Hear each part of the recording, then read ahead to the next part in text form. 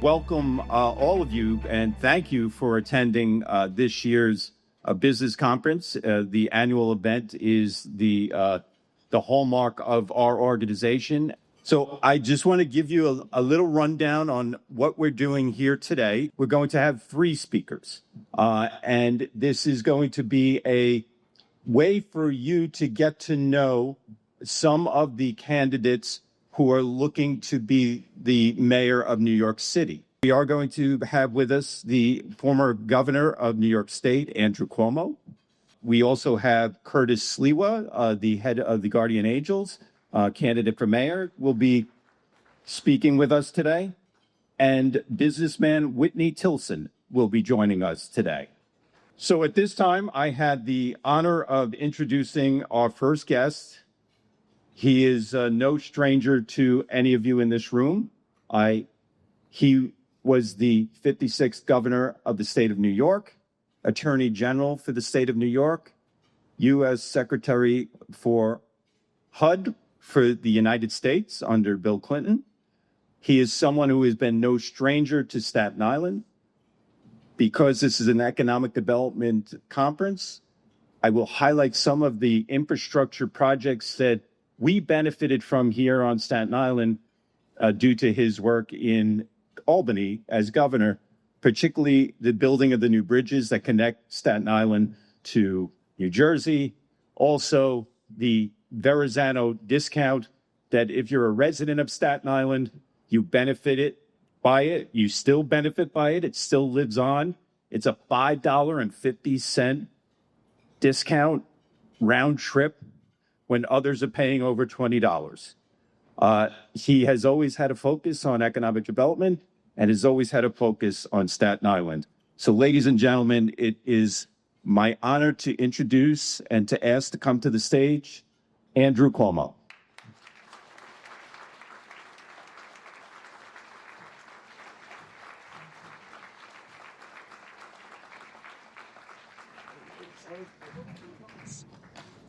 Thanks. Good morning. It's a pleasure to be back on Staten Island. It's a pleasure to be at this conference. Mike Cusick, I've known a long time. I worked with him in Albany. He did a great job. He was a tenacious advocate for Staten Island then, and he's doing a great job here as the SIEDC. Let's give him a big round of applause. Mike Cusick. Brian Leyline is an institution on Staten Island. We thank him for his guidance and his prodding of politicians over the years. Brian Leyline, pleasure to be with you. I was prodded many times. And Ralph Branca, who is the chairman. Let's give him a round of applause and thank him very much. We also have David Carr, councilman, and Laura Sword. Pleasure to be with both of you. And thank you for the opportunity to talk to you today. I've recently had a change of life plan, as you heard in the introduction. I had served 8 years in the Bill Clinton administration as Secretary of Housing and Urban Development, worked in every state in the United States. When you worked in the Clinton administration, that was really dog years. So I was there for 8 years, but it was like half a lifetime. And then I was Attorney General of New York and governor for 11 years, as you know. And I was in a different chapter of my life. And I had entered the private sector and I was just living a normal life. You know, there is a life outside of public service and that of working 7 days a week. But I was watching New York City and I'm troubled by how New York City is going. And frankly, I'm afraid for New York City. I think it is on the cusp. You had 500,000 people leave New York City since COVID, 500,000. Wealthy people who left because of the high taxes, no doubt. But you also had middle-class, lower-income people leaving as well. All throughout the city, different races, every borough. One, because New York City has become unsafe, unaffordable, and too difficult to do business. And post-COVID, people have choices. You know, in the old days, you had to be in New York City, right?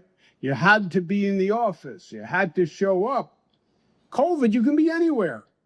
I can stay home and work, and if I can stay home and work, my home can be in Staten Island, it can be upstate New York, or it could be in Florida. So that new mobility has changed everything. We have to be much more competitive than we ever were before. And when you have the highest taxes in the United States of America, and people have mobility, and the quality of life drops, and now I feel unsafe, well, now I have options, and I'll leave, and people are leaving. How did we get here? Two reasons, in my opinion. Number one, bad management. The mayor of the city of New York is a manager. That's the main job. That's why Fiorello LaGuardia said there's no Democratic or Republican way to pick up the garbage. It's not a job of ideology. You are a manager. You're running 300,000 people, a $112 billion budget. You have to know how to manage. You need to know how to get things done, how to put together a team to get management effective. The last mayor we had who was really an effective manager was Mike Bloomberg, because that's what he did. He wasn't a political fellow, but he was a very good manager. He put together a good team, and he ran the city well. And that is shame on us and shame on the voters for electing people who have no credential to run an organization as big as the city of New York. You can be an assemblyman, a politician on different levels, but that is different, and a different skill set and a different experience from running a major organization. So you elect a person who had 10 employees, 20 employees, and then the next day you put them in charge of one of the largest corporations in the United States. And then we're surprised when we find out that they didn't really know how to manage effectively. But we've done that time and time again. Only in government we do that. Everywhere else, we're smart enough to make sure a person has experience to do the job, right? You hire a plumber, you want to make sure he worked on someone else's pipes first, right? You don't want to be the first test case. You get in a plane, you want to make sure the pilot actually flew before. Here, we hire a mayor. It doesn't matter if they have any experience. And I think we paid the price for that. So it's just the management capacity of the mayor. The second factor is you have a segment of the Democratic Party that is extreme left and is pulling the Democratic Party to the far left in a counterproductive way. Now, we've always had a far left and a far right. Republicans have had a far right, Democrats have had a far left. Sometimes the Republicans, the far right has gotten very strong. The Tea Party pulled the whole Republican Party to the right. We're at a phase now where we have a far left that is pulling the whole Democratic Party to the left. And moderate Democrats are intimidated by the left. And you look at some of the policies that they've put in place, they're all counterproductive. Defund the police. 3 dumbest words ever uttered by an elected official. And we reduced the police force by 3,000, forced people to do mandatory overtime. We have the highest attrition rate in history from the NYPD right now. They are socialists, so they're anti-business. They're anti-capitalist. They almost repel businesses from New York City. They make it difficult for businesses to operate in New York City because they're socialists, and their idea is government should provide everything: free housing, free transportation, free education, and tax the rich. That's their answer to everything. Meanwhile, tax the rich. The rich are already leaving New York. You're going to tax the rich more? This ballroom will be half empty. And since they don't really appreciate what government does, They never ran a government that effectively produced. The good news is this, and Michael will remember this. When I took over New York State was very similar to New York City in the level of dysfunction. And we redid all the government agencies. We fired hundreds of people. We brought in new people. We reorganized the government, worked with the state legislature to make sure the state legislature was functioning, which it had not been. And we produced results. We got 11 budgets passed on time. First time in modern political history. The state hasn't passed a budget on time since I was governor. And we kept the spending for state government low. We had a 2% cap. So spending could not go up more than 2% per year, right? Which then kept taxes down. City budget, state budget, they're now going up 6, 7, 8% every year. If you have that level of growth in the budget, you're going to have taxes that have to go up with it. So that fiscal discipline was very important. We passed something in the state that I'd like to pass in the city, which is a 2% property tax cap. Your property taxes could not go up more than 2%. And this applied everywhere in the state of New York, except New York City. New York City wouldn't accept it. It has saved homeowners tens of thousands of dollars to have that cap where legally it can't go up more than 2%. And even though we kept spending down, we did more than ever before. We built a new LaGuardia airport. With that reduced spending, we're building a new JFK airport, new 2nd Avenue subway in Manhattan, new Kosciuszko Bridge in Brooklyn. Finally, a new Goethals Bridge after we talked about it for 85 years, which was such an impediment. Nobody said you could get it done. We got it done. We raised the Bayonne Bridge, the discount on the Verrazano, the HOV lanes, which makes a real difference. We redid the Brooklyn Battery Tunnel. So government can function and we can do big things. You know, sometimes we get pessimistic. This city has a unique asset that no other city has. And I've worked with cities all across this country. It has New Yorkers. And New Yorkers are a special breed of people. We don't take no for an answer. We're very protective of our families, of our property rights, and we don't give up. And this city has an asset where there is a magnetism to New York that still brings people from all over the world to come to New York.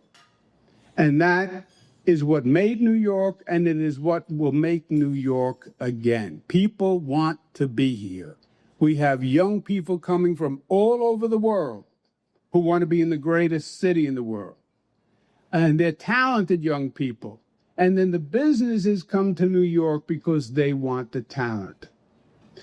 All we have to do is make New York safe, make it clean, make it pro-growth, pro-business. Just get out of our own way. Make the government work for the private sector, not against the private sector. And you'll see this city rise higher than ever. We can do it. We've done it before. It's not easy because change is hard, especially in this political environment. But I know we can do it, and we will do it. Thank you. When we talk about public safety, we have to be talking about it in a broader sense, not just crime, but safety on our streets. So, for example, with crime on Staten Island for the first quarter of 25, key crimes are down, but burglaries have spiked. Robberies are about the same. And then on Staten Island, aggressive driving is an issue. Pedestrian fatalities are either up or around the same. Accidents are crazy here. How would your administration, how would you make Staten Islanders and New Yorkers feel good about living in New York again? Yeah. Brian, I think that's an important question. As I said before, I think the two main issues, public safety, people have to feel safe, and New York is unaffordable. On the public safety issue, first, I don't believe crime is down. I know they have statistics that show crime is down. Crime is down from when? From when? From last week? The city is definitely more unsafe than it was, let's say, pre-COVID. And that's my frame of reference, right? People want New York safe the way it was safe. So when we start to play these statistics and say, well, statistically, crime is down, it doesn't resonate with people. They don't believe it because it doesn't feel that way, and it's not my experience. Well, it's also hard when you go into a drugstore and you see razor blades left up. That's exactly right. So you're going to tell me the city is safer, and I can't even buy anything in a drugstore. Also, as you pointed out, in the statistics, they are unequal. Burglaries are up, rapes are up, and random assaults are up. Random assaults are mentally ill people on the street who have no business being on the street who randomly attack people. I mean, we have horrendous crimes that I never heard of before, which many of them are a function of mentally ill people being on the street. First, you have to start with a police force that is of the right size, that defund the police did terrible damage, reduced the force by 3,000 people, increased overtime to an absurd amount. So high is the overtime that you could hire 5,000 police officers for half the amount you now spend on overtime. And that's my proposal. Hire 5,000 police officers, and that's half the amount you spend on overtime. It would relax the rest of the force where they wouldn't have to do that mandatory overtime, et cetera. And it's not just hiring more police. You have to treat the police with respect, and you have to let them do their job. They have to know that they have the backing of the community and the mayor. They're going to put their lives on the line. Everyone has a camera. Everyone can criticize everyone. We have to develop a sense of integrity and trust with the police department that we don't have right now. I ran the New York State Police, and we worked on this. The New York State Police, those New York State troopers, they get out of the car. You see them throughout the city. I brought more troopers to the city than ever before. They are respected. They command respect, they deserve respect, and they give respect. And I'd like to see that same model with the NYPD. We also have to hold the judges and the district attorneys accountable, right?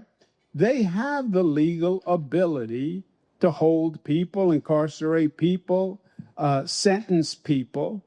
And they have to be held to that. I get this new socialist mentality. Nobody should be arrested. Nobody should go to jail. We don't need prisons. Yeah, I get it. It's utopia, but it's unrealistic. And we've realized that it's unrealistic.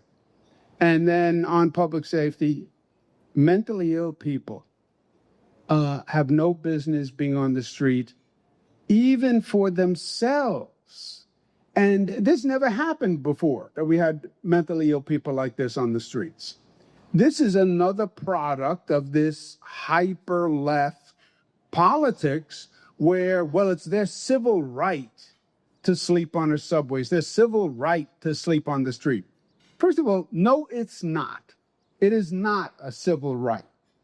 And second of all, you're not doing anyone any favors. This is, again, a fantasy political ideology. If a person is mentally ill, God forbid my brother or sister were mentally ill, don't leave them on the street in a place of danger. Get them the mental health assistance that they need.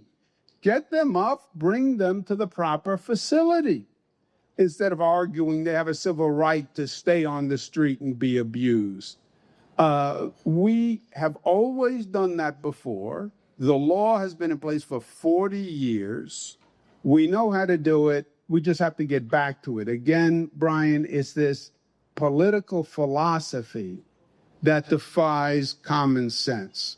But I think that would dramatically shift the feeling of public safety. I know Mike has a question, but just quickly to follow up on the mentally ill.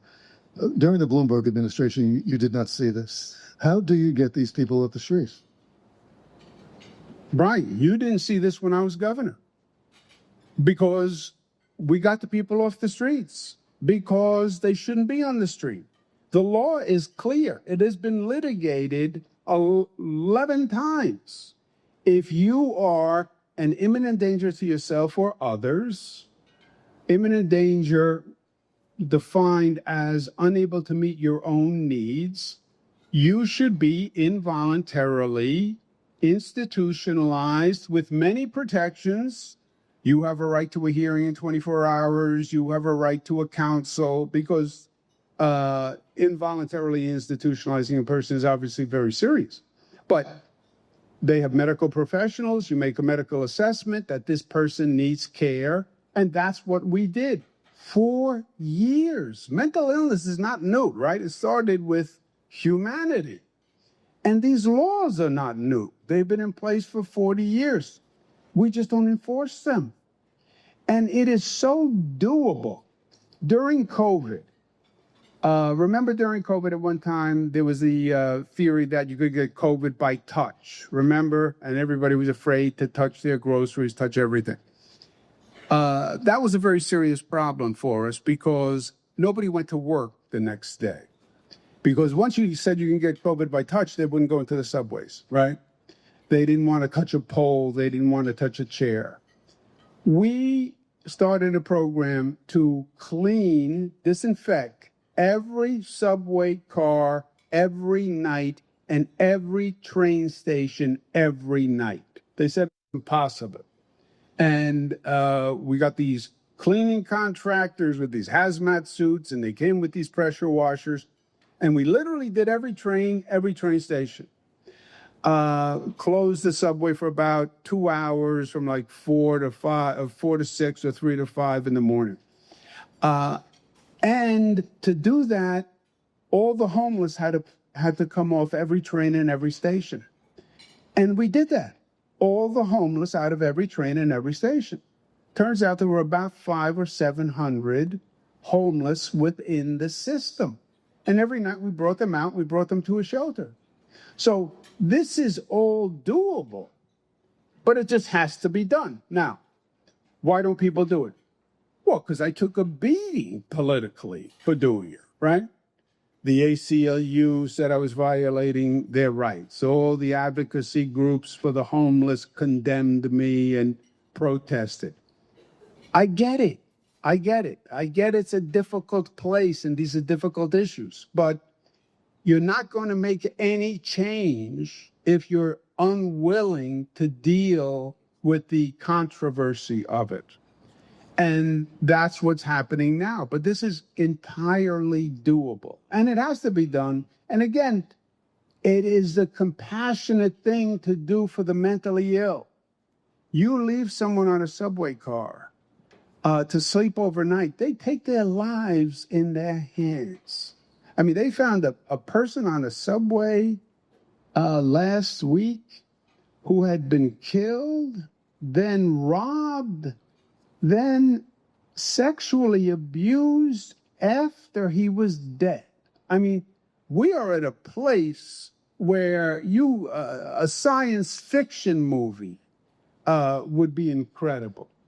So getting the mentally ill off the streets, I think, is a major piece that will change a fundamental dynamic. Well, good. And many of the people here are intrigued, and also they want to hear what's our next, what our candidates for mayor think on public safety. But Gov, we also have in the room, we have not-for-profits, we have small businesses, we have contractors, builders, developers. We have folks who run businesses, mom and pops.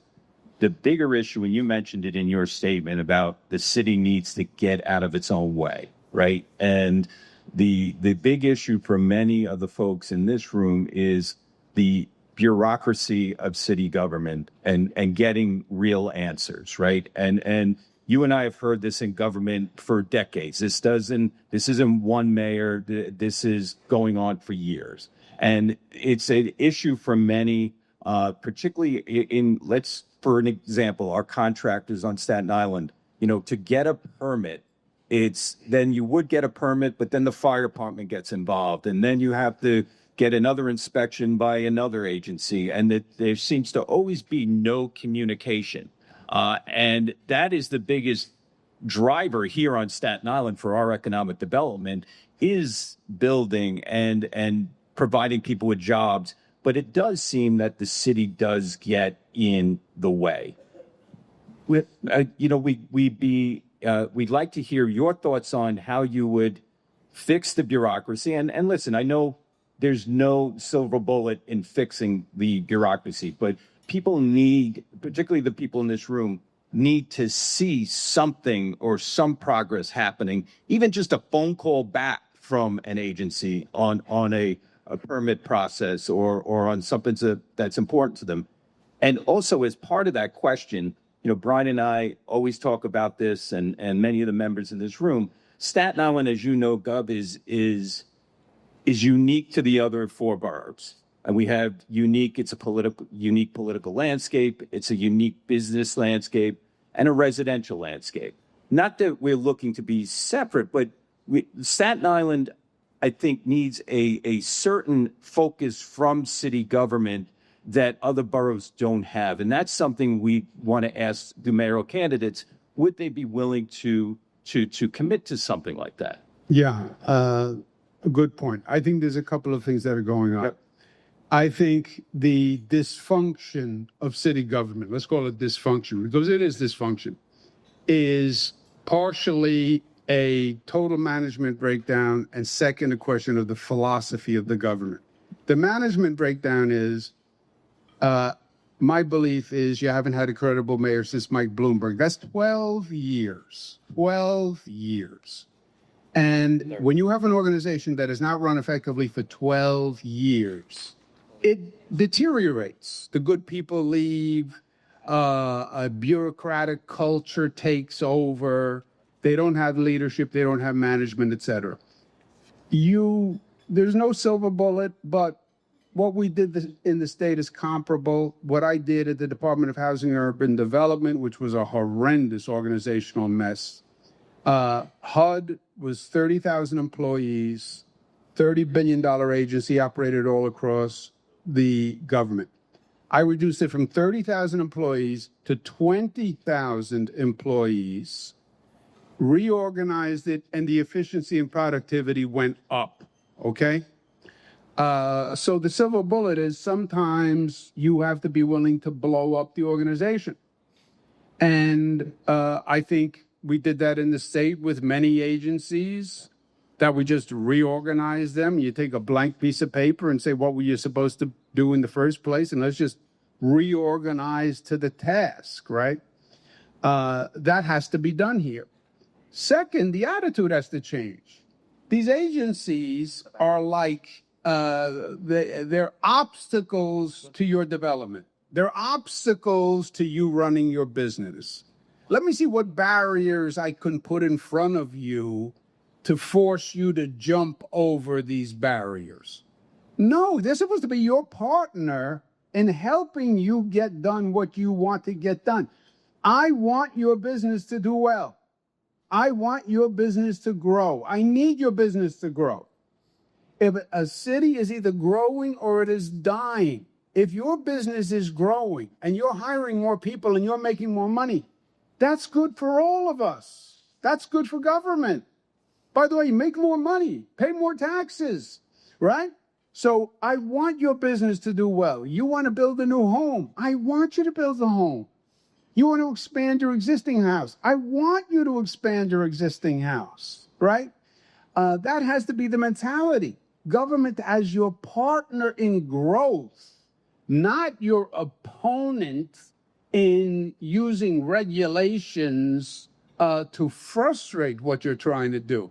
And on your point about Staten Island being different, Staten Island is different, right? I grew up in Eastern Queens. Much like Staten Island, it's a residential community. You moved away from the city because you wanted a different type of lifestyle, right? You wanted to have a home and a backyard, etc. Manhattan is one world. It's a world unto itself. And too much of the mentality of these politicians comes from Manhattan, right? City Hall is in Manhattan. They were from Manhattan, and they have that Manhattan mentality. That is a totally different mentality than Staten Island. I love to use the euphemism, you can steal this, Brian. We are from an outer borough. I'm from an outer borough. Staten Island is an outer borough. Queens is an outer borough. I'm an outer borough guy. Where's the inner borough? But there is no inner borough. But what they're trying to say is Manhattan is the inner borough, and you're the outer borough. You're the outer borough. You're not the inner borough. So there's an arrogance to that attitude. And Staten Island is different. And I understand that. And government's job is to be responsive to you here and your needs and your culture here. When I worked in the federal government, I represented Alabama and Los Angeles. You know, Los Angeles is one deal and Alabama is a totally different deal. I'm governor. I represented New York City and Buffalo. And they're totally different places, totally different people.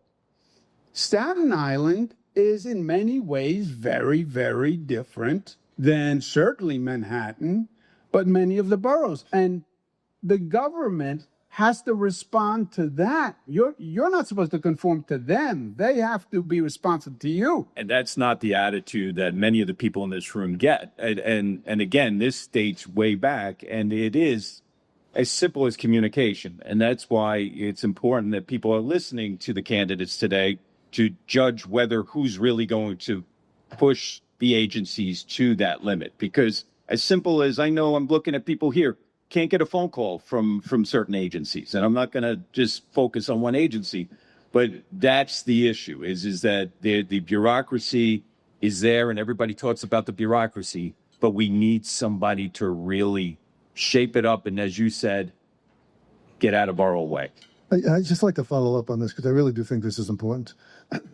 Staten Island is different, we know that, but every borough, I guess, in some way is different.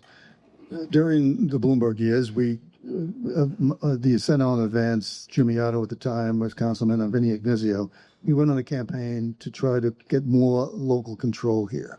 It was during charter revision, and frankly, Bloomberg was adamantly against it. He told me over my dead body whether this still ever happened. The question is it possible for an administration to try to work with a borough president to oversee the local agencies more directly and give the local agencies more control? So, for example, Department of Transportation. A bike lane may work in Queens or the Bronx, but doesn't work here. But this one-size-fits-all policy of the Department of Transportation is hurting this community, and I'm sure it's hurting businesses. Yeah, but Brian, that is a fundamental failure of government, the way I see it. You know, I know it happens. I know it happens for a long time. I know we think that this is a great obstacle. I don't see it that way. Of course they're supposed to be cooperating with Staten Island. And of course they're supposed to be working with local officials. It's not that you are supposed to conform to what City Hall says. City Hall, the city government, has to work for you here in this context. And that means working with your local officials who know their particular needs. By the way, even within Staten Island, right? You have Tottenville, you have Bay Street. There are different needs in different communities. And the job of government is to meet those needs of that community. We're not just boroughs, we're neighborhoods. And every neighborhood is a little different. And that's what government is supposed to do. I'll go back again. I had to be responsive to Alabama. I wasn't going to say to Alabama, by the way, I'm from New York and Washington, D.C., and you have to do it my way, right? No, I was there to serve Alabama. Tell me what you need, I do it your way. And we've lost that orientation, and we have for years, right? Staten Island gets to the point where they say, we want to secede. What are they saying? We're not being represented. We feel like we are stepchild. We feel like we are an outer borough and different from everyone else. That's the feeling. And by the way, that outer borough mentality is very real, you know? And Staten Island being different is very real. Okay, but then City Hall, city government, you change to meet our needs. We're not going to change our needs to conform to your government apparatus. Let's change topics for a moment. The Verrazano-Maris Bridge did a lot for Staten Island when it was opened in the 60s. It brought us into the next century. But it also resulted in a lot of overdevelopment to the point where overdevelopment became out of control. You had a 200 by 200 a piece of property with a beautiful home on it, demolished, and then you had 10 homes. Again, during the Bloomberg administration, there were zoning changes. Now we have the city of yes. We have people fleeing Staten Island because they can't afford it, whether the young people can't afford a house or seniors can't afford to live in the home they're in, and they can't stay by their kids. City of yes has, the land use part of it has some tiny homes being built in backyards. Is this the answer to the housing crisis in New York? No. I'm afraid if we're not careful, it's going to accelerate the migratory pattern. The migratory pattern, you know how birds fly south. Here's the migratory pattern. From Brooklyn to Staten Island, pause, New Jersey. We have to stop the outflow. That's part of losing 500,000 people. City of yes, conceptual plan done in Manhattan by Manhattan people. It has to be modified to work for you in Staten Island, and for your particular needs. Community by community, right? Because we saw what happened with overdevelopment in Staten Island. We paid the price for many decades, frankly, where you're right, the Verrazano started an explosion and there was a lot of development and then more people came and the overdevelopment and it wasn't planned properly. City of yes has to be applied custom fit for Staten Island community by community. Does the infrastructure work? Does it fit within the neighborhood characteristics? Can the schools handle it? That all has to be factored in before you can make any decision. Well, I wish we had more time because there's a lot to talk about. But my team is already sending me text messages to speed this up. But Governor, thank you. As I said in the introduction, when you were governor, you were no stranger to Staten Island. You understand the needs of Staten Island and what we go through here. And we really appreciate you taking the time and coming here today and answering questions from the hardest guy to answer questions to, Brian Leyline. This is a treat for us to have the candidates come here and actually talk about the issues that are important to the people here. So, and we would love to have you come back, as the campaign trail develops more and talk about a number of other pressing issues that are important to the people here in this room. Yeah. One last point. Absolutely. I hope you don't get a text. I know times look tough now, and especially on the political scene, there's a lot of controversy. There's a lot of negativity. The city gives you a bad feeling, right? It just doesn't feel like things are going in the right direction. That's true. I get it. I feel it also. But what we're talking about, these are basic remedial things that we have to do. There's nothing hard here that we haven't done before. Public safety. We've done this. David Dinkins did it. Rudy Giuliani did it. Crime was up. We brought crime down. We know how to do that. Mentally ill homeless people on the street. We did it for 40 years. We know how to do it. We have a very sophisticated mental health system. Government bureaucracy isn't working, has to be more responsive. No kidding. Blow up the existing government, redesign it, build a new one.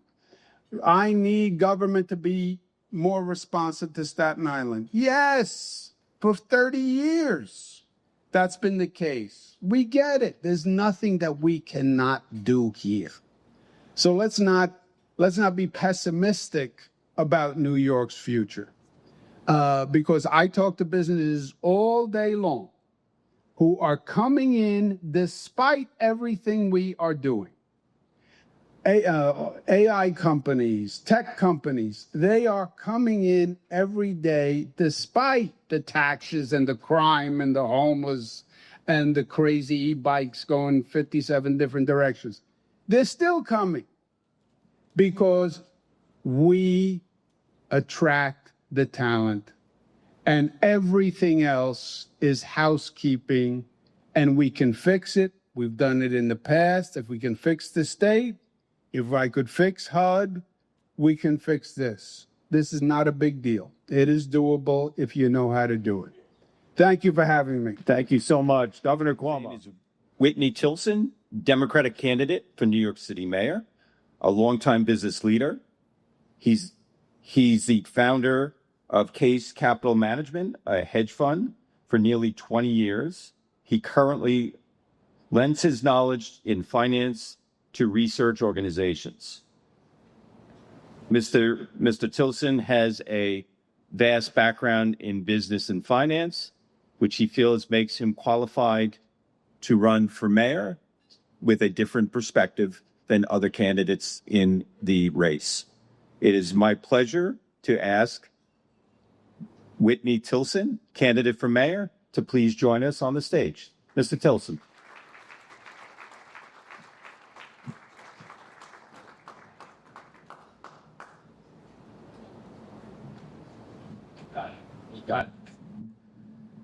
Good morning, everyone, and I want to thank the Staten Island Development Corporation for inviting me to speak. If you love this city, are worried that it's headed in the wrong direction, and believe it needs new leadership, I'm the only change candidate in the Democratic primary. I'm the only one who's not a career politician and who has a business background. I'm going to root out widespread corruption, manage this city a lot better, and bring us into a new era of shared prosperity. And here's another promise for you. Staten Island will be at the heart of my plan to jumpstart this city's economy. This borough's been overlooked by City Hall for too long, but that changes on my watch. You are a core part of our economy, culture, and history and deserve to be treated as such. Before I tell you more about my plans, though, let me introduce myself. My parents are teachers who met and married in the Peace Corps, and I spent most of my childhood in Tanzania and Nicaragua. My wife and I have been living here in New York City for more than 30 years and raised our 3 daughters here. And since I was a teenager, I always knew I wanted to be an entrepreneur. For 2 summers in college, I ran a house painting business. We painted more than 60 houses. And my first job out of college was I was one of the founders of Teach for America right here in New York City 35 years ago. Then after 2 years at the Boston Consulting Group, getting my MBA at Harvard, I came back to New York City as one of the co-founders of the Initiative for Competitive Inner City, which worked with small, minority-owned and startup businesses in like Sylvia's Restaurant in Harlem, helping them grow and thrive.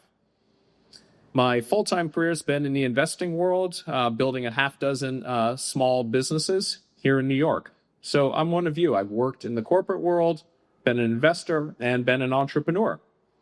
I've been very fortunate in my life, and I believe in giving back. I've served for more than 20 years on the board of KIPP Charter Schools here in New York City, addressing deep-rooted educational inequities in our school system. And now I'm running for mayor because City Hall is failing New Yorkers who make this city great. People are voting with their feet. We've lost more than 300,000 people. That's more than 4% of our population in the last 5 years.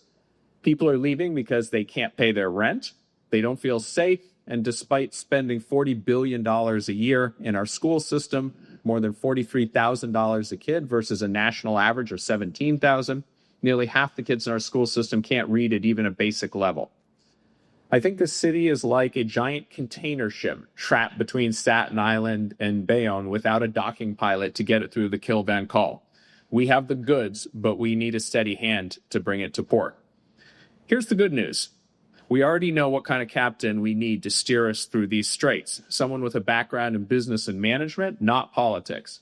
I felt Mike Bloomberg was one of our city's greatest mayor, and he in many ways has inspired me to run, and I want to follow in his footsteps. I will make this city safer, more affordable, and prosperous. To tackle affordability, we need to spur a lot more home construction by removing the red tape holding back development, while also ensuring respect for low-density communities and unique environmental risks in places like Staten Island. To make this city safer, we need to make crime illegal again and start enforcing all of our laws. And to restore excellence to our schools, we need to impose system-wide benchmarks to assess school performance while opening up the school system to choice of high-quality charter schools. What's more, I'm the only candidate in this race who's talking about economic growth and expanding the economic pie. I want to grow this city's economy by 50% in the next 10 years. And we can do that if we lay out the welcome mat for entrepreneurs and innovation rather than throw up bureaucratic obstacles that stifle growth. We should be discarding needless regulations and making enforcement predictable, not arbitrary, as many small businesses tell me. For example, summonses issued by the city's Department of Consumer Affairs and Worker Protections last year rose by 171%, and nobody knows why. New York City has a lot it can learn from Staten Island. Even as the city as a whole has lost people, Staten Island has gained population since 2020. And that's a credit to this borough's close-knit communities, a business-friendly environment, and of course, the world-famous pizza. Now that the local joint on the Upper East Side near my home has closed its doors, Danino's is my new favorite slice. So too often, though, Staten Island has succeeded in spite of rather than because of City Hall. And to ensure that the island's interests are at the heart of policymaking, I will commit to visiting Staten Island often and appointing many Staten Islanders to cabinet posts in my administration. As this room can attest, there's a lot of talent to choose from. New York City must also invest in flood mitigation on the island so we don't suffer another horrific tragedy like what happened during Hurricane Sandy. And as we address the city's housing crisis with urgency that it deserves, we have to ensure that development here on the island doesn't create new environmental risks for residents. In addition, it's not fair that Staten Island homeowners are paying higher property taxes than homeowners with more expensive properties elsewhere in parts of the city. So I'll explore ways to alleviate the property tax burden on the island, beginning with the recommendations of the New York City Property Tax Commission. Finally, I'm the only candidate in the race who's pledged not to raise your taxes. We are the wealthiest city in the world, and we pay the highest tax rate of any country in the U.S., and that translates into an enormous $115,000 city budget, double that of any other city. But what is the city government delivering for all of that money they're taxing and spending? Widespread mediocrity, if not outright failure. So when I'm elected mayor, I will deliver high-quality services for all New Yorkers using the money we already have. And I can do it because I won't owe anything to anyone, so we'll be solely fighting for the people of New York City. So please join me in this fight because New York deserves better. Thank you. Throw these questions down because we could turn this into a debate on pizza right now. There's a place called Lee's Tavern you got to try in Duncan Hills. All right, I will. See, I'm a reformed politician, so I'm not going to answer that question. You brought up Hurricane Sandy, and it's something that we don't talk a lot about anymore, but it's something that we still, frankly, suffer from in the community. On one level, there's still people dealing with homes that were devastated in the storm, still dealing with build it back issues. Personally, I can attest to this. I had 11 feet of water in my house during that storm. The question, I guess, is how would you strengthen Staten Island's climate resilience to better protect its residents? We've been waiting for resiliency along the waterfront, which we really haven't seen developing yet. This is, 10, 12 years ago now we're talking. Yeah. And additionally, do you have plans for investing in a greener infrastructure in this city? Yeah, to protect Staten Island, look, climate change isn't going away, and we will have, sadly, more storms like this and need to be better prepared. It's a combination of hard infrastructure investment, expanding and strengthening the Staten Island seawall, floodgates, levees, storm surge barriers, for sure. But also, there's a green approach as well, expanding wetlands and dunes that can mitigate the effects of the next storm. Need to improve drainage for sure. And combine that with strict building codes so that the buildings in Staten Island can better withstand the next storm. So it's a combination, and it's going to cost a lot of money. There's a program in Staten Island called the Blue Bill, which is very effective in turning wetlands into these retention areas.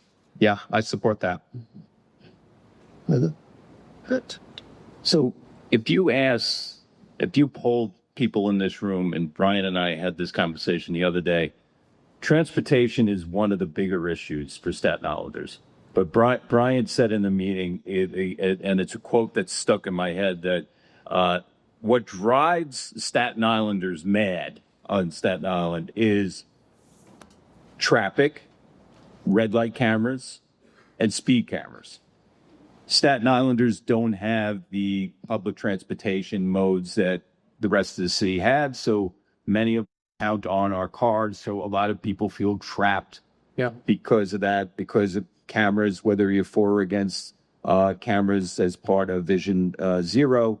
But that is, I'm sure if I asked people to raise their hands, they would say that's one of the biggest frustrations of being on Staten Island. I'm sure you've studied this issue in transportation, particularly how it is unique to Staten Island. What would be your plan to address those needs that Staten Islanders have a unique version of transportation issues and problems than the rest of New York City does? Yeah, that's true. I think the first thing would be to improve options for not having to drive. So more faster ferries to more parts of New York, more express buses around the island to other parts of New York as well. I'm also have heard an earful from people about toll after toll, now multiple tolls. And I particularly think any city employees going to and from their job, there should be either no or low tolls, and especially congestion pricing. Some of that has to be waged at the state level, as you know. In terms of Staten Island Expressway needs upgrading, the construction on the BQE has turned that into a parking lot. So we've got to finish make those investments and finish those to ease the flow of traffic. So it's a mix of things that need to be done and requires investment and money, and I support that. That's good to hear, Brian. We asked the previous candidate about, and transportation and traffic, I think, is linked to the issue of bureaucracy also of the agencies, right? Because you can't seem to get an answer, or you get people to move quick enough to address an infrastructure issue that would clear up some of the traffic on a roadway in Staten Island. Is this, again, because you're meeting members of the SIEDC for the first time today, this is something we'd like you to focus on if you just become mayor, right? Is, as a previous candidate said, blowing up the current structure of the city government when it comes to agencies and how they work. That's something that Staten Islanders could get behind in revamping the way agencies are accountable to the residents. Right. I agree. I mean, I pledge that as mayor, I will not be appointing my cronies, unqualified cronies, as our current mayor has done too often, to the heads of the city agencies. And we have a strong mayoral system that appoints the top 155 people in the administration. And again, I think I would point back to Mike Bloomberg as the last mayor who was appointing business-oriented, super competent people and just ran the city a lot better and more efficiently. We want to get into housing, but before we leave this topic, it's something that I think a lot of us feel strongly about. You know, secession was always has been since the 90s a topic on Staten Island. We want to secede from the city of New York. It's not going to happen.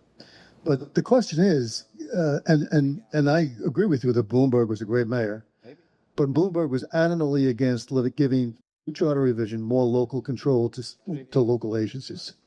And some of us on Staten Island campaigned during those charter revision hearings to allow the borough president to oversee, for example, the Department of Transportation. Because when you talk about traffic on Staten Island, I think you'll agree, I think people here would agree, we have turned 3-lane roads on Staten Island into 1 lane because of bike lanes.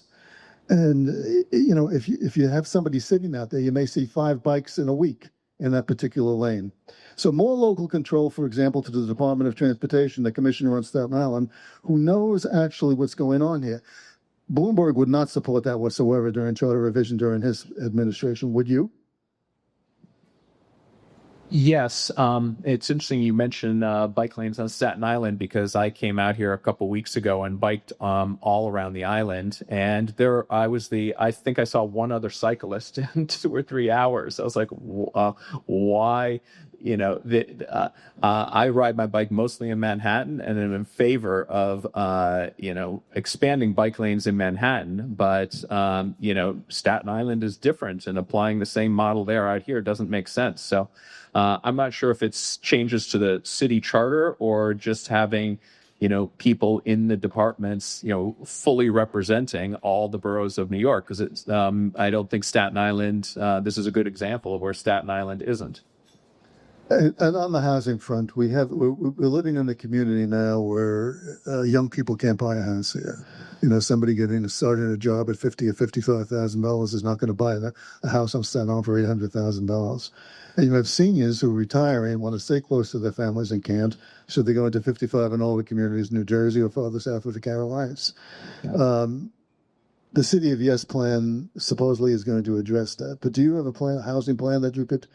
How would your housing plan work in this community? Yeah, well, I actually would think City of Yes was a step in the right direction. Every private investor I've talked to said it helps ease just the choking zoning codes. And I think particularly for Staten Island, how that would affect for example, it would allow a little more upbuilding, 2 to 4 story buildings. So we're not talking about turning Staten Island into skyscrapers, but particularly accessory dwelling units in single family homes, basements, attics, something in the backyard that can be, that can expand. We need to expand housing across the city. It's the biggest crisis the city faces. And it's all a supply side. We don't want a reduced demand. So City of Yes is supposed to result in 80,000 units in 15 years, and we need 5 to 10 times that.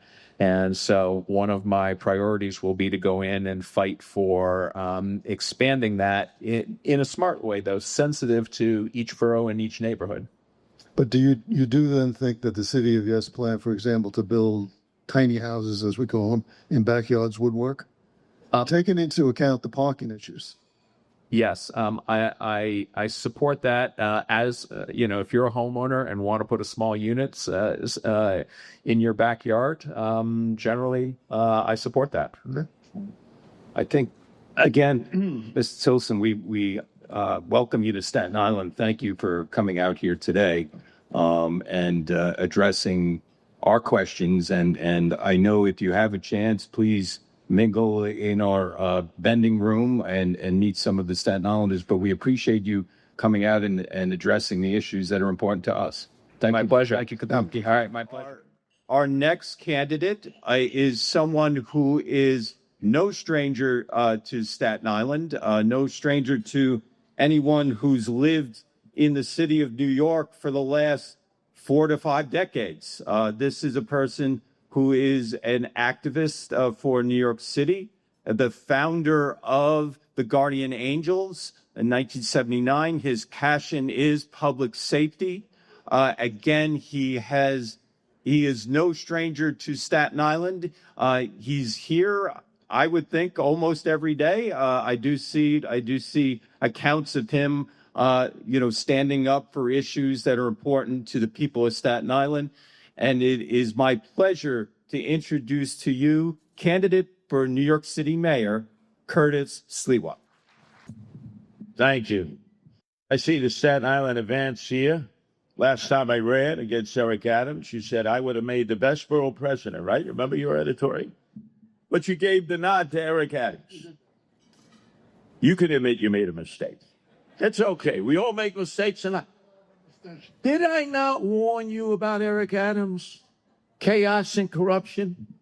Did you listen? Only Staten Island. They voted for me overwhelmingly. If it was up to Staten Island, I would be mayor of the city of New York, and we wouldn't be in the mess that we are now.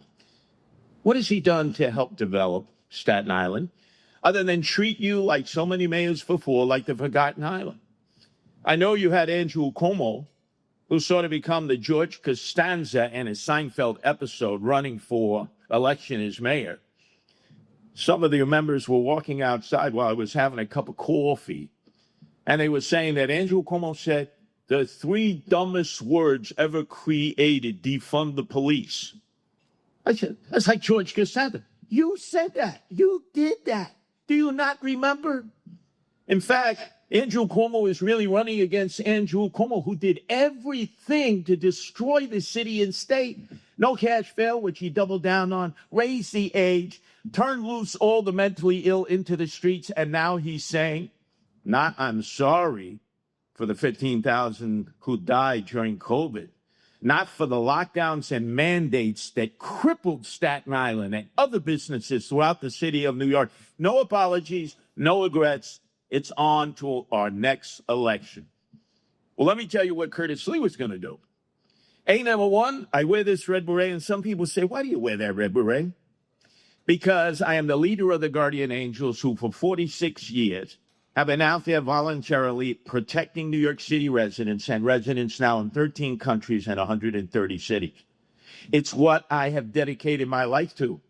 Law and order, quality of life was the main issue the first time around against Eric Adams, and it's the main issue the second time around. We desperately need 7,000 new police. We're down to 31,000. They won't tell you the real truth, but our numbers are being depleted by the day. Our police officers are being recruited away. Men and women who have served honorably in the police department before, who have always been an adjunct in the recruitment of their sons and daughters and grandchildren into the ranks of the NYPD, are advising them not to join. And they're not. Why? Because in 2019, that Governor Cuomo and our city council stripped the police of their qualified immunity. Every other official who works for the city or the state is protected by qualified immunity. Andrew Cuomo is being sued multiple times. We're paying $60 million for those lawsuits. Why is he not paying any money himself? He's protected by qualified immunity. Assembly the Curtis Act, when you were in the assembly, protected by qualified immunity. Why only the police have had that stripped away? They can be personally sued.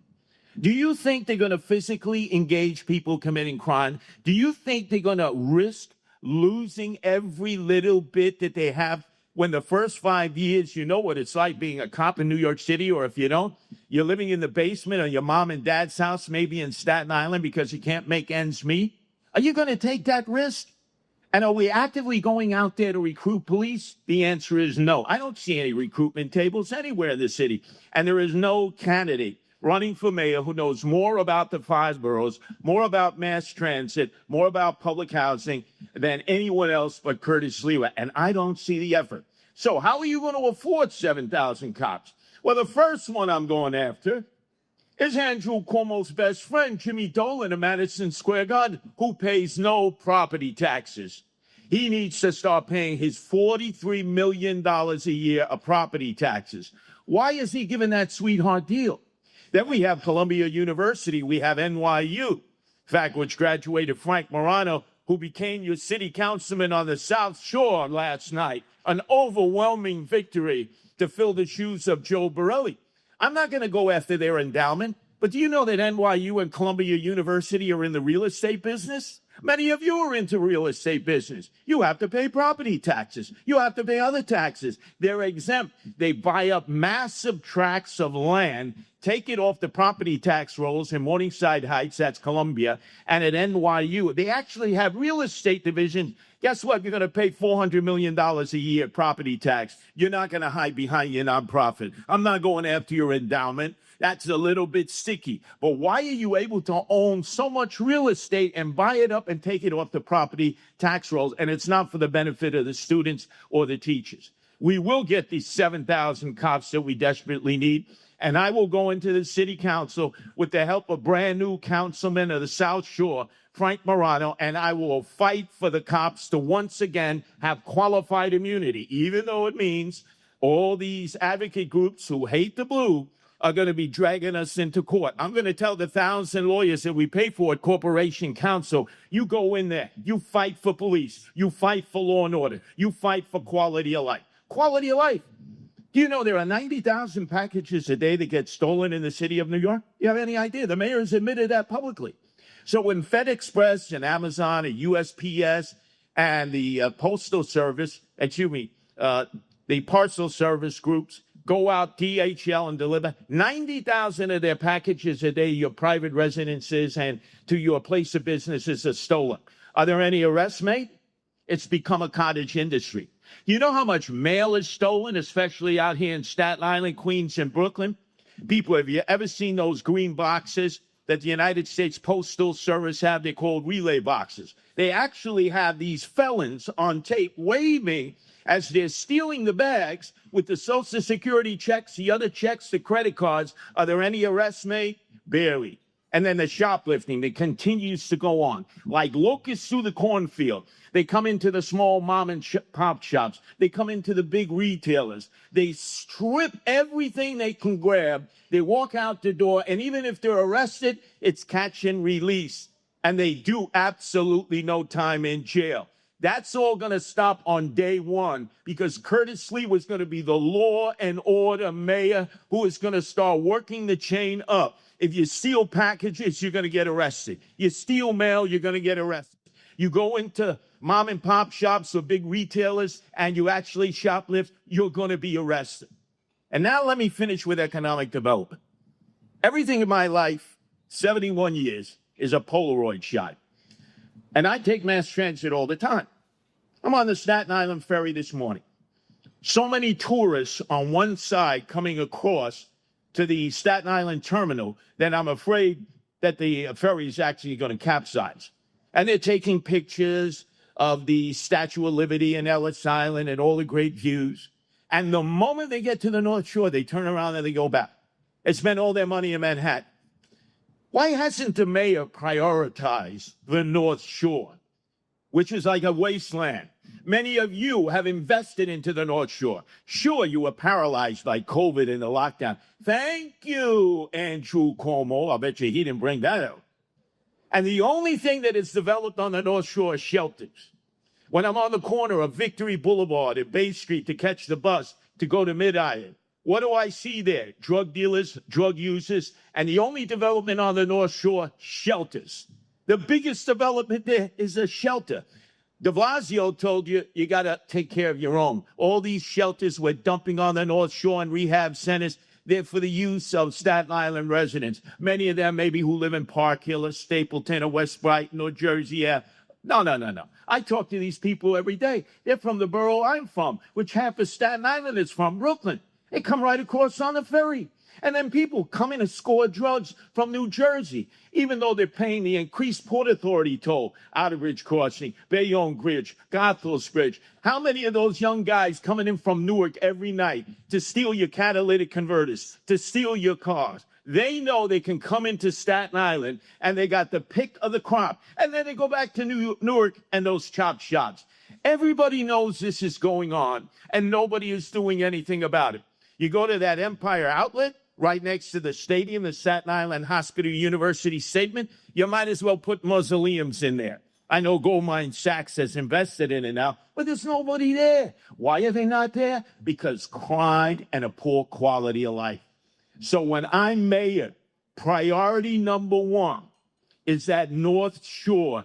It is the emerald in the crown of New York City. I want the tourists spending time here. We're going to create reasons for businesses to be on the North Shore, invest on the North Shore, and stay there. No more shelters, no more rehab centers, no more injection centers, no more diminishing the quality of life. No mayor has took that on. And Cuomo had his chance as governor. What economic development did he do on the North Shore?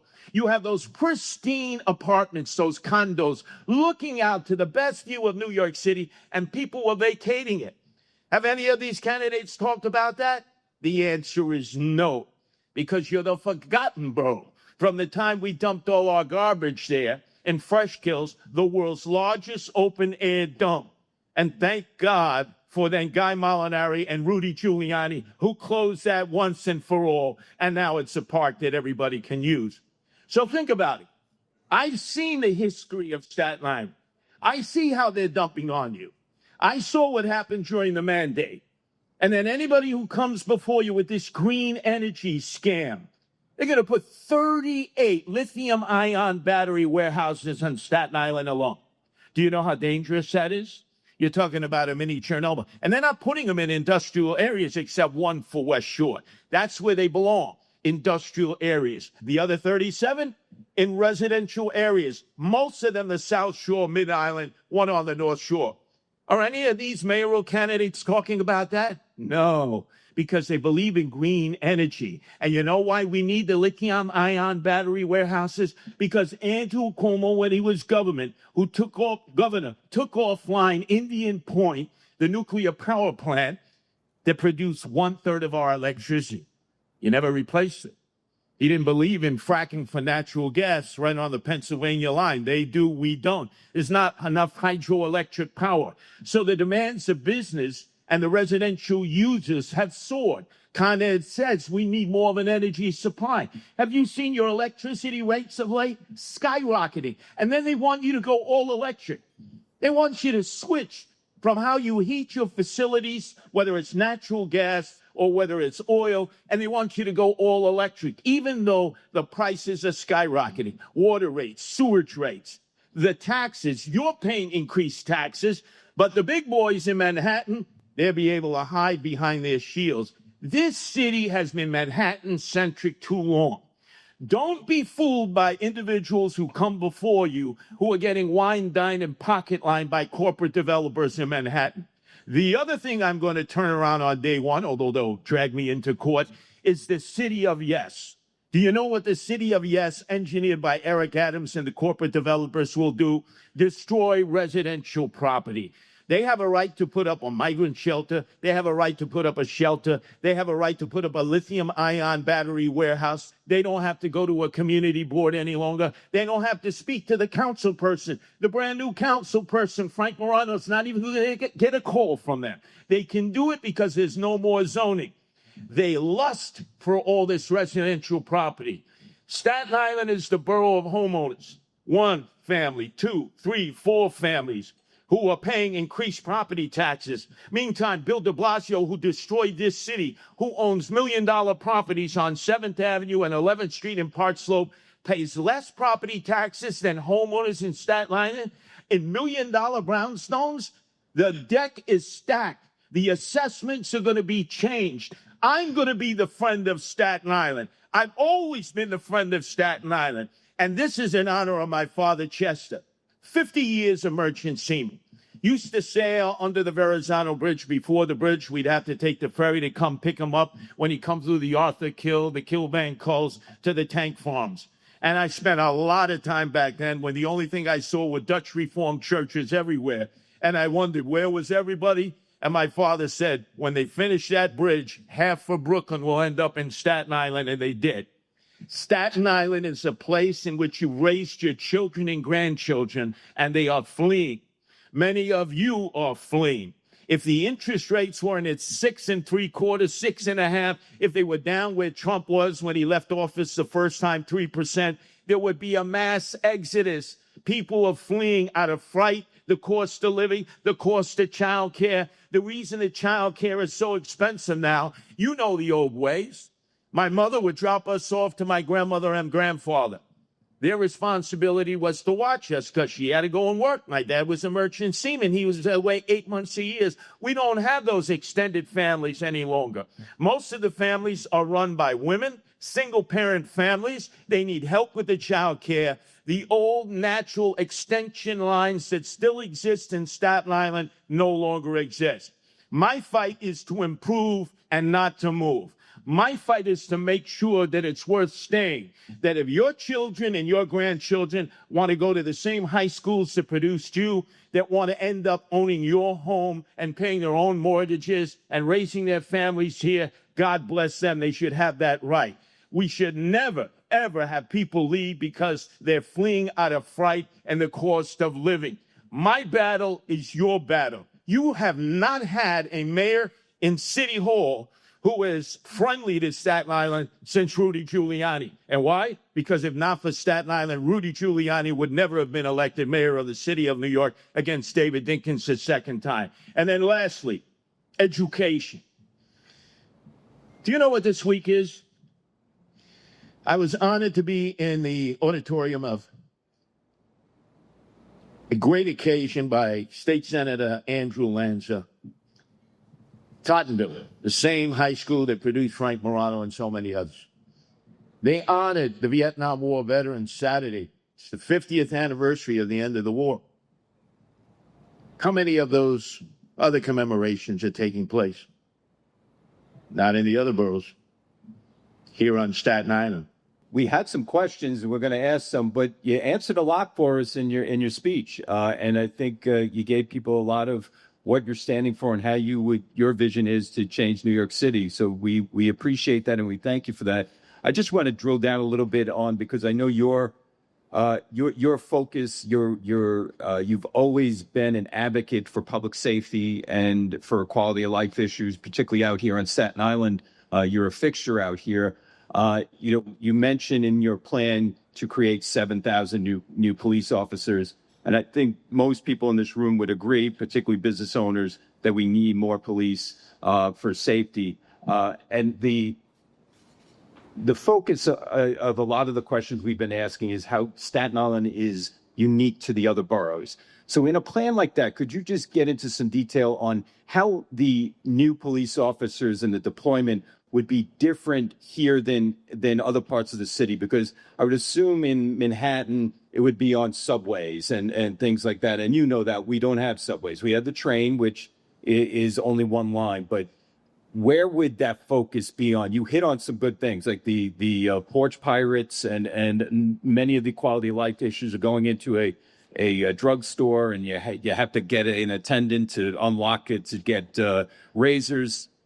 Where specific would that be? Because I think the folks here would really want to know what that plan is, because this is a quality of life issue and it affects economic development. Well, I know quite a bit about district attorneys. Alvin Bragg, who turns them loose. Unfortunately, I live on the Upper West Side of Manhattan. And when people come up to me, they want guardian angels in their neighborhood, and I turn to them and I say, you mind me asking you a question? Did you vote for Eric Adams? Yes. Did you vote for Alvin Bragg? Yes. Well, now you must suffer. Elections have consequences. And as you know, Assembly Cusack, the mother of my two youngest sons is Melinda Katz, Democrat, the Queen's DA. And let me tell you, when I visit my two sons, I got to tell sons, go outside, play, because we have some discussions about the lack of law and order and the lack of following up on people who were arrested. So I've seen it from the Democratic side. I've seen it from the Republican side. I'll give you three measures. Number one, I'm going to flood the North Shore with uniformed police. Okay. Nobody's going to develop the North Shore, put any money in there if they don't see cops. I never see cops. I see them leaving the 120, going in and out. I don't see them in the streets. You got to restore confidence. We're going to almost barricade the bridges going out to Jersey without blocking traffic. Outer Bridge Crossing, Bayonne Bridge, Gotham's Bridge. because the Newark guys are coming in every night. They're stealing everything they can get their hands on. So that's number 2. You got to do that. And 3, you got to aggressively go after these porch pirates, the people stealing the mail, which affects predominantly senior citizens, and definitely the shoplifters. A whole squad just dedicated to that. And I know many people are going to say, well, you know, there's no cash bail. Thank you, Andrew Cuomo. No cash bail. Thank you, Andrew Cuomo. You destroyed the state and city, and he doubled down on that. And I'm just going to say, until we can deal with that in Albany, arrest, arrest, arrest, arrest, put them through the system until they build up enough of a jacket where they're finally going to be incarcerated on Rikers Island, because we don't need these community jails. Rikers Island will stay open. That's where the inmates should be sent. Great. No, that because, again, we, as you can imagine, and you've been involved in government and politics, had people say a lot of things, right? So this is a group of individuals who own businesses, who run not-for-profits, who are out on the streets living this. They want details, right? And so it's refreshing to get that from our candidates. On the law enforcement part of it too, in creating new police officers, 7,000. The issue also comes up about mental health, right? The mental health of folks out there that are being arrested, and also how it relates to the crime rates of New York City. In your plan, do you have worked a balance of the increase in law enforcement numbers with some type of balance of how we're going to deal with the mental health of some of the folks who are out there on our streets? Again, this is something I dealt with up close and personally as leader of the Guardian Angels. We deal with the emotionally disturbed and homeless who unfortunately live in our streets, our parks, and mostly our subways. So we tend to their needs. You were sold the line by Bill de Blasio, a program called Thrive. By the way, what a boondoggle. $1.5 billion him and his wife Charlene spent. I've yet to run across anybody who said, you know, due to the intervention of Thrive, I was in the deep throes of depression. Boy, they helped me out. Not one. They've never done an audit. They've never said, where's the money? And they always say, well, the cops shouldn't have to deal with it. We should send mental health care experts out. And they never did. Cuomo, the same thing. He released the mentally ill into the streets. We were down to 4,000 bags. There has to be a place for them to get care. And then Eric Adams, you know, he did the pivot and shift, the same thing. And still, I've never seen so many people living in the subways, homeless and emotionally disturbed. We will remove the emotionally disturbed, put them in mental health care hospitals, and all the lawyers in the special agencies, Legal Aid, New York Civil Liberties Union, Coalition for the Homeless, they practice their martial art all day, which is I sue. And I'm going to tell Corporation Counsel, we go in, we battle them. We win some, we lose some, but at least the people will know we have a mayor who cares about those people who can't care for themselves. My father, bless his soul, as a merchant seaman, we go to the Bowery. He'd say, there by the grace of God go you, Curtis. Never shame them, never make fun of them. Every one of them has an individual story, and I've learned so much from them. We need to help these people. And what did we help? Migrants? $7 billion for people we don't even know. We stopped the invasion of the migrants on Staten Island. Remember St. John Villa? We closed that and so many other centers. Due to your elected officials, the lawyers, Scott Lebedo, John Tobacco, I was out here. We stopped that. And yet we found $7 billion to take care of migrants, people we don't even know.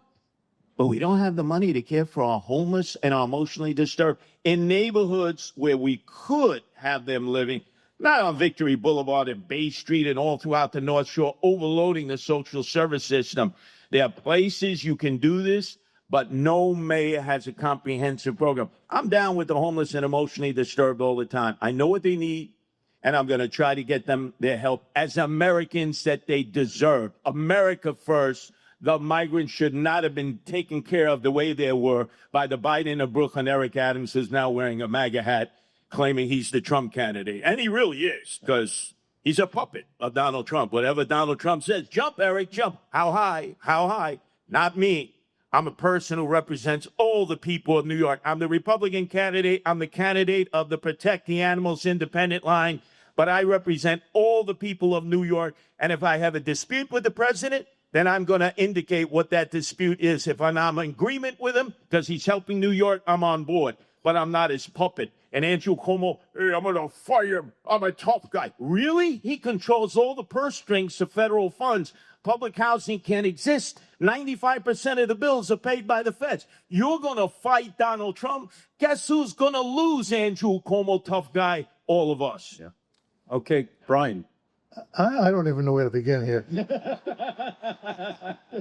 Yeah, without doubt, citywide mayoral candidates, you know more about Staten Island than any of them. It's not on my sheet here, but I'm personally intrigued by your interest in the North Shore. There was supposed to be the largest wheel in the globe. Got up to about $1 billion, didn't happen. You mentioned the outlets. You say you want to put cops on the street. There's got to be more than that, isn't there? Because why did the wheel didn't happen? Tourists are still not coming to the outlets, and they don't know about crime in St. George. And the North Shore is more than just St. George. It goes all the way back to Fort Wadsworth. So you have quality restaurants, like a restaurant called Venom closed, a restaurant called Richmond closed. Is it more than just cops on the streets? Well, you know, this goes back to when I was just a young boy, and we'd take to Staten Island Fair because my dad was a merchant mariner, and some of you may know on 80th Bay Street was the Merchant Mariner Hospital.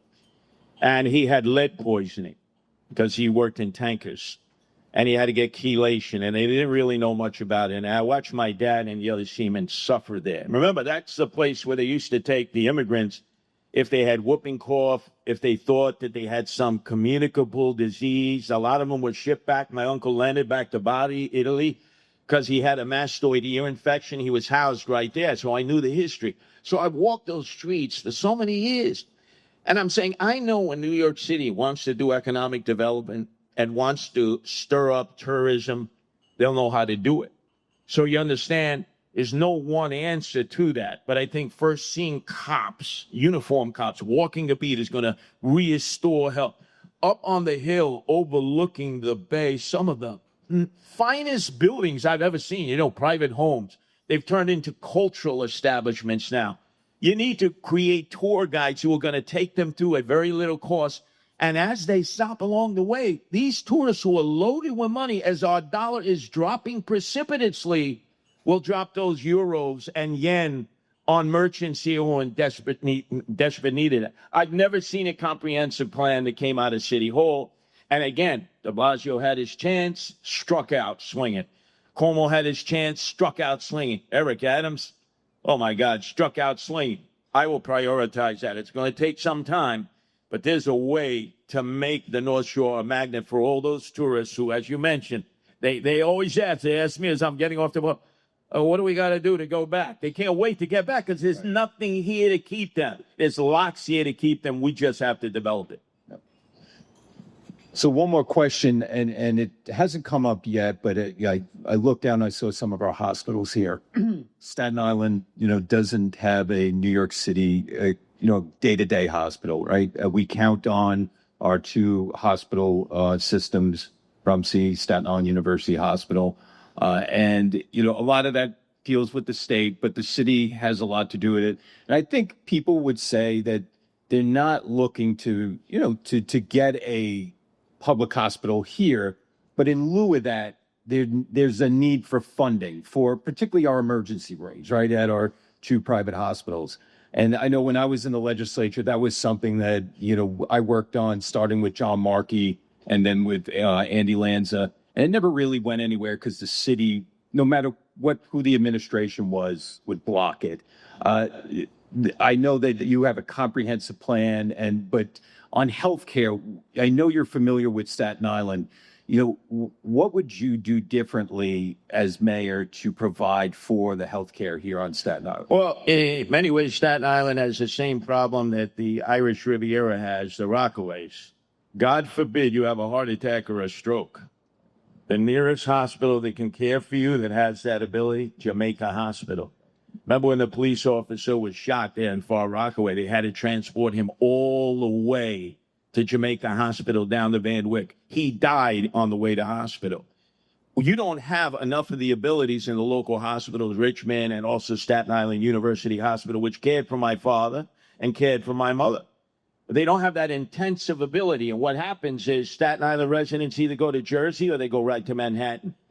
That can change. Look, I don't want to be your typical politician and lie to you that this is my field of expertise.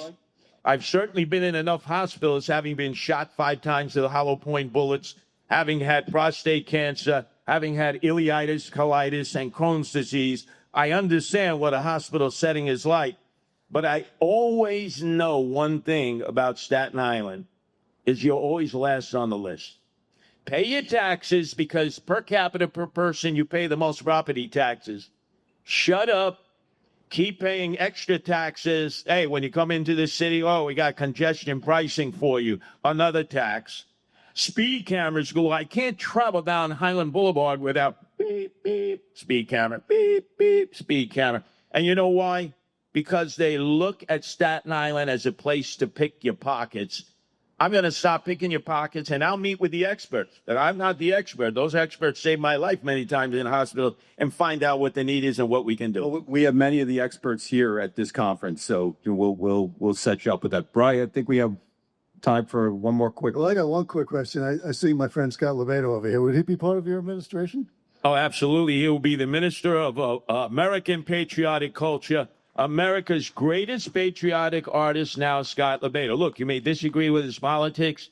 I'm sure you disagreed with other artists' politics over the years, but there is nobody who has done more to elevate the American flag all over America than homegrown Scott Levato, North Shore man that he is, who has brought patriotism back to America through his ability at art. And that's the other thing. I got to get you involved with the DOE. We want to get the children back in school. I was a jock, probably like some of you. That's a very small percentage of the student population. Most of the kids were into arts. They were into theater, performance, musical, plays. Remember when you would be an orchestra or a band, they would lend you the instruments and you bring them home and you practice and then you come and you perform and you practice, and they don't do that anymore. I was in the choral group. You know, I had the high voice until it cracked, and that was it. Most kids are motivated by culture, and now, because of this, AI, doing videos and all that, we can entice so many kids back. One thing about Scott, he differs with a lot of his fellow artists, but he has a true love of art, of performance art, and most importantly, getting creativity out of children. I think he'd be a great ambassador for us into the DOE that spends very little money on that. That's how you get the kids back. 1/3 of the kids are truants, and we do nothing. Remember, we used to have the truant officer. You ever get chased down by a truant officer like me? What are you doing here, Sliwa? Oh, no, please don't tell my mother. Don't tell my grandparents, Fidel and Nicoletta Bianchino. I'll be banned from going out and playing with my friends for a month of Sunday, stickball, box ball, stoop ball, Johnny on the pony, buck, ring a Livio. Do we have one more quick question? Sure. Let's just bring up housing. You had mentioned the kids living in basements because they can't afford it. People are leaving Staten Island not only because of crime or lack of cops, but because kids can't afford a $750,000 home. Oh, we at the point where this is the way it is and it can't be changed? Yes, it can be changed. In fact, I'll take guidance from my friend Frank Morano, who ran on that campaign. He went to Tottenville High School like so many others, grew up in that area of the South Shore. And he said he dedicated to his campaign to trying to keep his peers here instead of fleeing. Yeah. I don't declare to be the expert because obviously prices are going up, especially now with the tariffs and what's going to be a lot of ups and downs in our economy now. Prices are going to skyrocket, especially in housing. We don't have enough housing. So I will defer to the experts. That's the one thing at City Hall. I will not be omnipotent